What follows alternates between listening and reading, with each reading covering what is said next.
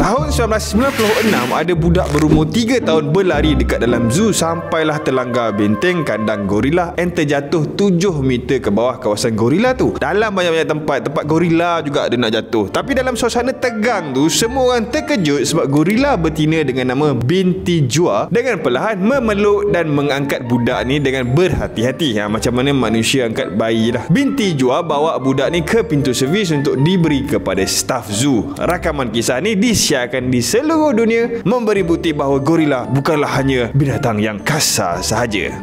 Lepas tu Timah, aku nampak dekat KK dia dengan perempuan lain. Iya. Aduh, ya apa hal tu? Manusia. Kau blur lah dia. Boleh juga. Nak iPad? Tak ada duit. Dia nak apa? iPad. Kita gorila, mana ada duit? Samsung Tab ada lah. Nak order Grab? Nak order Grab.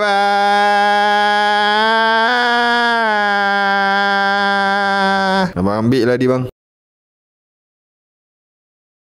Saya pun tak nak.